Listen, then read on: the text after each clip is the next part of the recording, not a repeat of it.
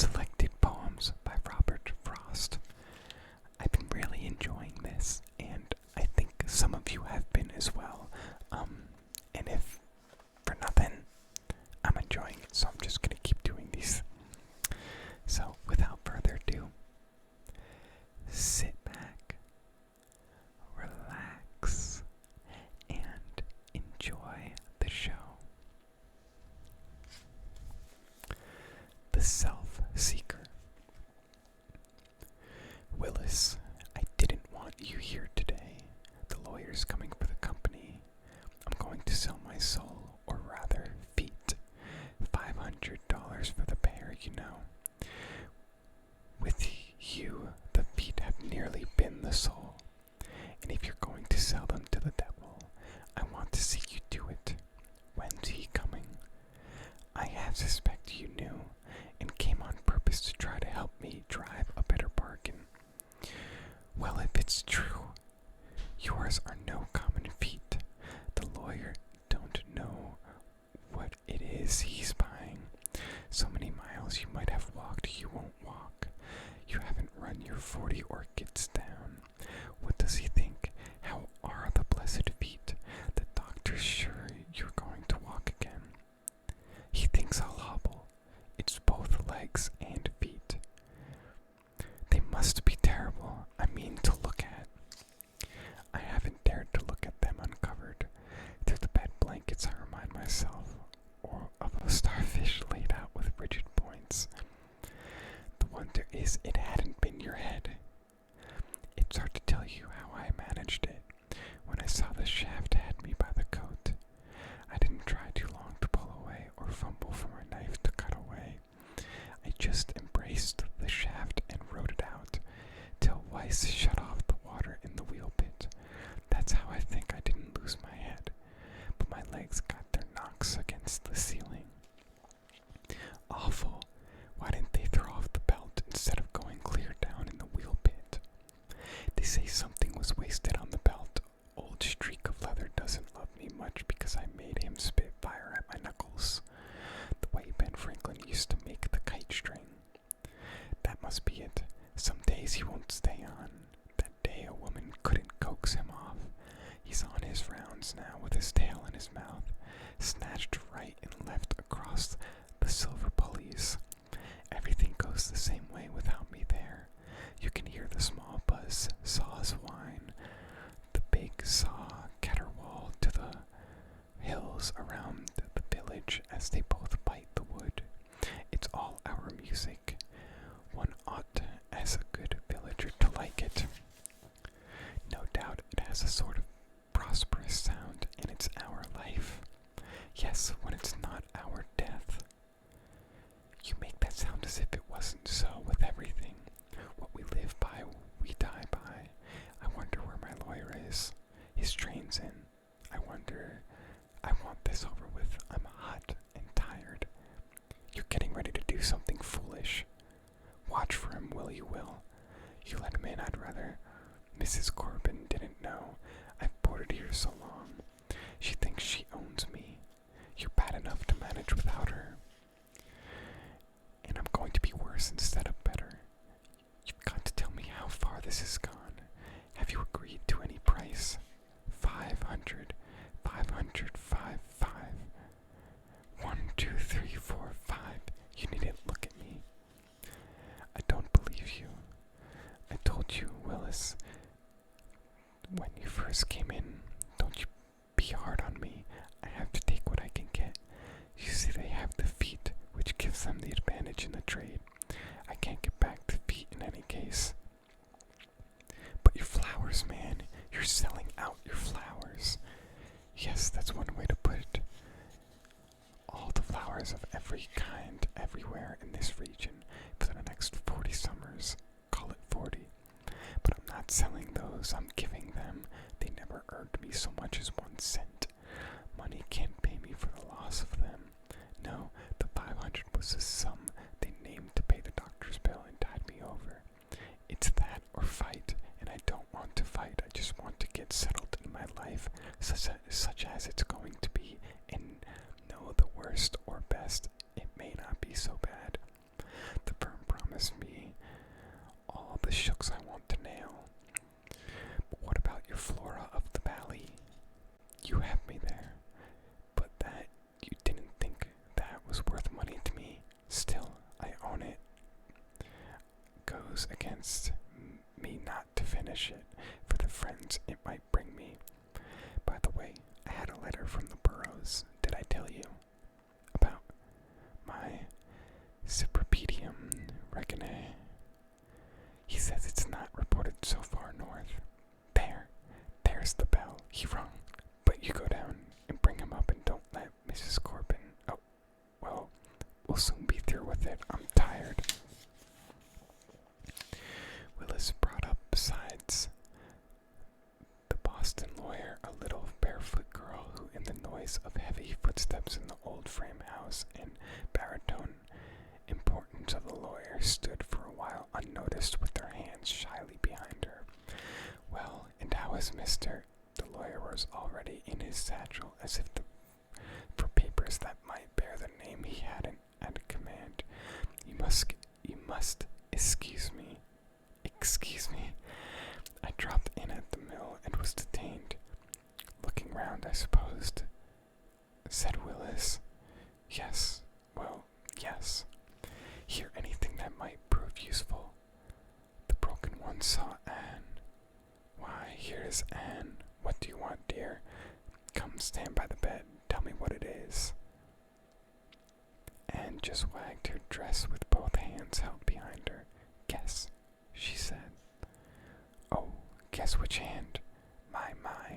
Once on a time, I knew a lovely way to tell for certain by looking in the ears, but I forget it.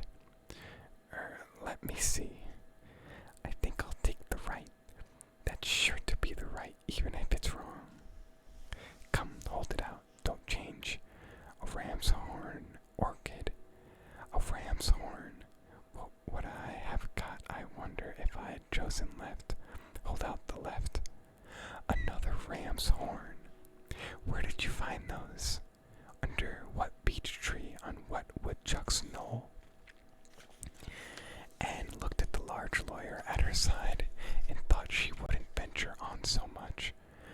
Were there no others? There were 4 or 5. I knew you wouldn't let me pick them all. I wouldn't, so I wouldn't. You're the girl. You see, Anne has her lesson learned by heart. I wanted there to be some there next year. Of course you did. You left the rest for seed, and for the backwoods woodchuck. You're the girl. A ram's horn, orchid, seed pod for a woodchuck sounds something like. Better than the farmer's beans to a discriminating appetite. Though the ram's horn is seldom to be had in bushel lots, doesn't come on the market. But Anne, I'm troubled. Have you told me all? You're hiding something. That's as bad as lying. You ask this lawyer man, and it's not safe with a lawyer at hand to find you out. Nothing is hidden from some people, Anne.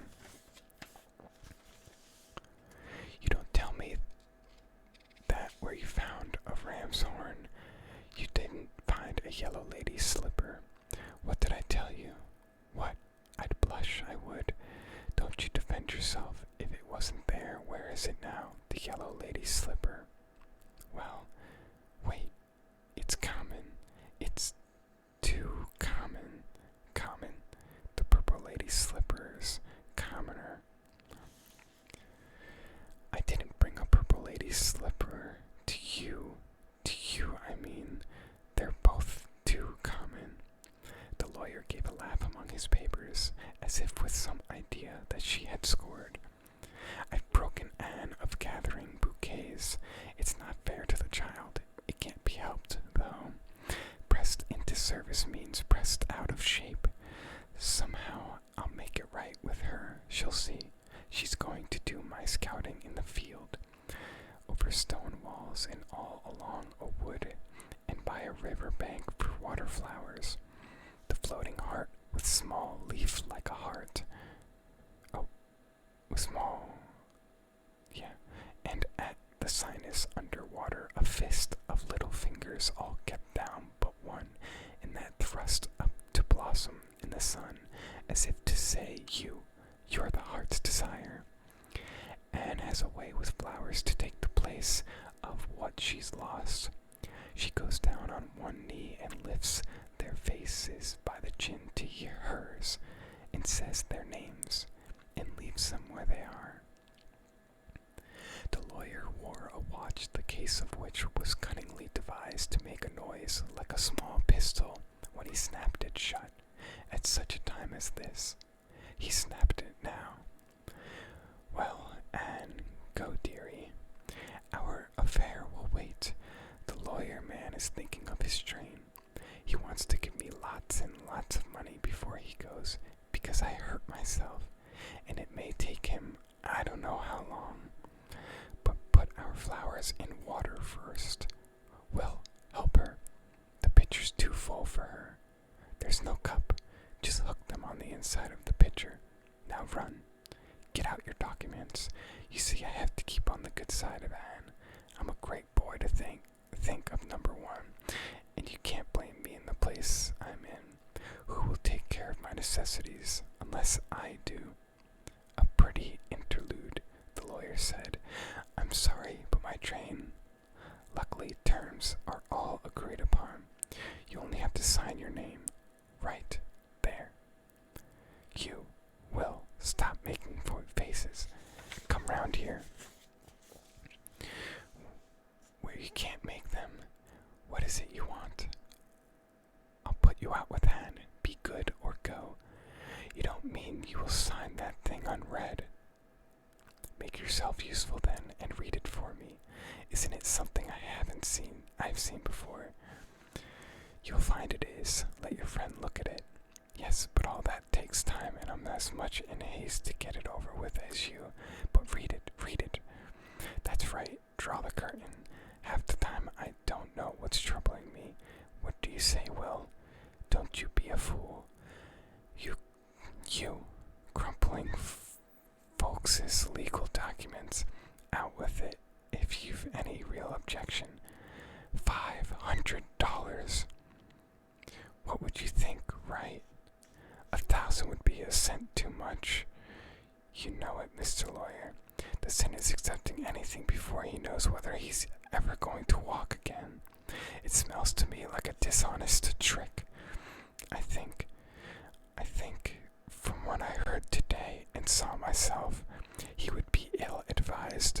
What did you hear, for instance? Willis said.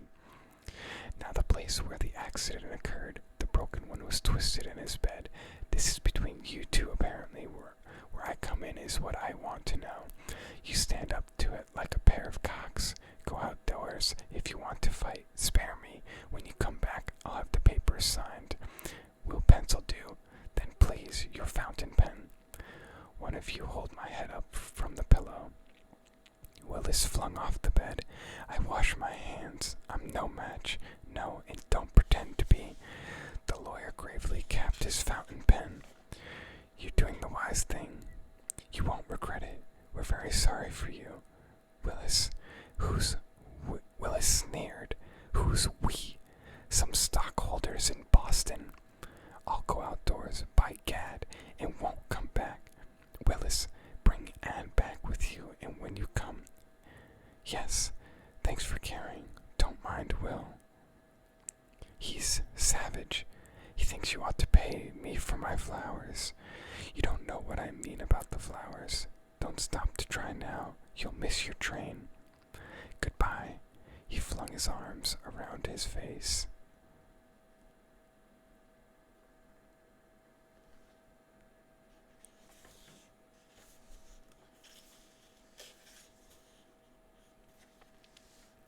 I believe we have time for one more poem.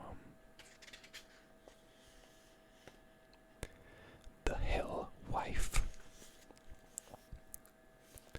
Loneliness, her word. One ought not to have to care so much as you and I care when the birds come around the house to seem to say goodbye, or care so much when they come back with water it is they sing. The truth being we are as much too glad for the one thing as we are too sad for the the other here, with birds that fill their breasts, but with each other and themselves and their built or driven nests. House fear.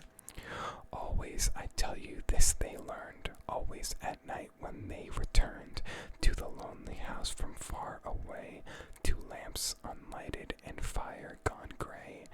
They learned to rattle the lock and key, to give whatever might chance to be warning in time to be off in flight, and preferring the out to the indoor night. They learned to leave the house door wide until they had lit the lamp inside. The smile. I didn't like the way he went away. That smile, it never came of being gay. Still he smiled. Did you see him? I was sure. Perhaps we gave him only bread. And the wretch knew from that we were poor. Perhaps because he let us give instead of seizing from us he might have seized. Perhaps he mocked at us for being wed, or being very young, and he was pleased to have a vision of us old and dead. I wonder how far down the road he's got. He's watching from the woods as like as not. The oft repeated dream. She had no saying dark enough for the dark pine that kept forever trying the window latch of the moon where they slept, of the room where they slept. The tireless but ineffectual hands that with every futile pass made the great tree seem as a little bird before the mystery of glass. It never had been inside the room, and only one of the two was afraid in an oft-repeated dream of what the tree might do. The impulse. It was too lonely for her there, and too wild, and since there were but two of them, and no child, and work was little in the house, she was free, and followed where he furrowed field or felled tree. She rested on a log and tossed the fresh chips with a song only to herself on her lips, and once she went to break a bough of black alder. She strayed so far she scarcely heard when he called her, and didn't answer, didn't speak or return. She stood, and then she ran and hid in the fern.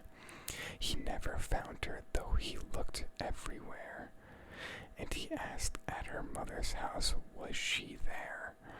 Sudden and swift and light as that,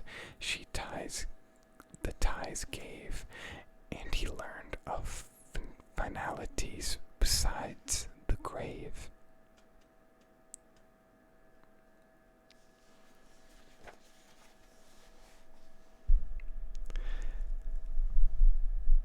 That was a lot of fun to read.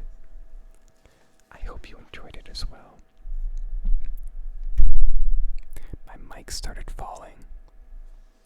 Well, I look forward to seeing you in the next one. Please feel free to like, comment, and subscribe. Turn on those notifications. I've enjoyed every second of these videos, and I hope you have as well. Have a great rest of the day, and I'll see you in the next one.